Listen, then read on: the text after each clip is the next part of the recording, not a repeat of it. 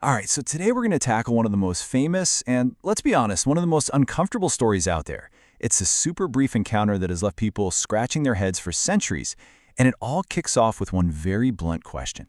So, let's get into it. You have this young, rich guy who comes up to Jesus and asks this. And, on the surface, it's a question we all kind of ask, right? What's the secret sauce? What's the formula? What do I have to do to lock in a life that actually means something? A life that lasts? And then he gets this response. I mean, wow. It's a total gut punch. Sell everything? Give it all away? For most of us, that sounds, well, completely impossible. Maybe even a little crazy. And that right there sets up the big mystery we're going to unpack. Yeah, this is really the heart of the puzzle. Was this command just some unreachable ideal? Was it designed to make everyone feel like a failure? Or is there something much deeper going on just beneath the surface? Well, to figure that out, we're going to look at a really fascinating analysis that points out a hidden literary pattern inside this conversation. It turns out this whole back and forth isn't random at all. Nope, it's actually a meticulously crafted dialogue. And once you see the structure, the meaning just clicks into place.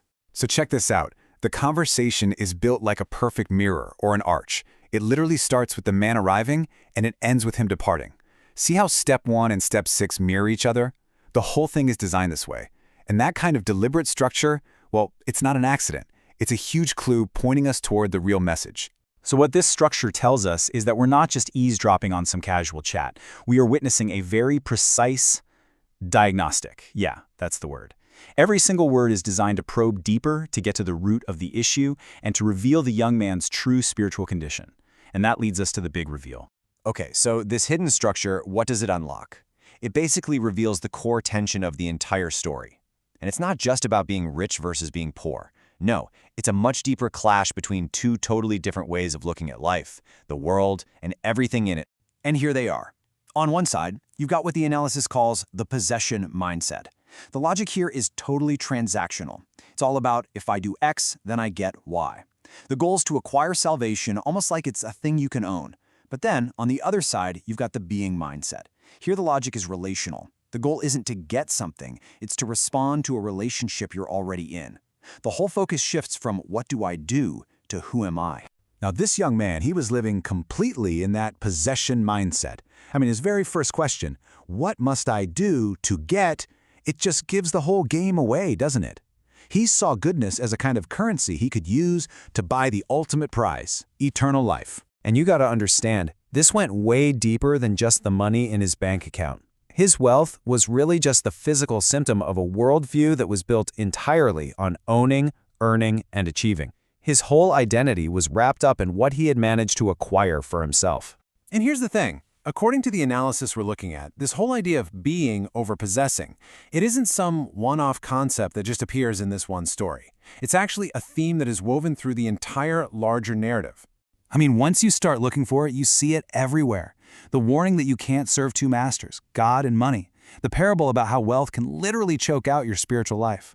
The story of the guy who happily sells everything he has just to get the one thing that truly matters. Even the call for a kind of loyalty that goes beyond family and self. It's all pointing to the exact same idea. Which brings us right back to that shocking command to sell your possessions. It was never meant to be just another impossible rule to add to the checklist. It was a diagnostic tool. Think of it like a doctor using a very specific test to find the root cause of an illness. It was designed to expose the one thing that this man could not let go of. And asking that question just flips the whole story on its head, doesn't it? The issue was never about how much stuff the man owned. The real question was, what owned him? The command revealed that he wasn't the master of his wealth. His wealth was the master of him. It had become his very identity. So after the man walks away, totally dejected, the disciples are just stunned. They're like, who then can be saved? And this is the answer they get. And what it tells us is that the solution isn't just to try harder. The shift from a life of possession to a life of being is not something a person can do on their own. It requires a completely different power source. So, what does this all mean? How do we finally resolve this story that seems so impossible? Well, it points us to a completely new way of thinking about what it even means to live a good life. You see, the point was never for the man to perfectly follow one more impossible rule. The real goal was for him to have a fundamental identity shift, to stop seeing himself as an owner trying to acquire salvation, and to start seeing himself as a beloved child who is simply responding to a relationship of love. Just think about where your actions come from. In the possession mindset, everything you do comes from effort and obligation. You're always trying to earn something. And honestly, it's exhausting. You can only get so far. But in the being mindset, your actions just flow from a place of love and response. It's not a duty, it's a joyful, natural reaction to being loved.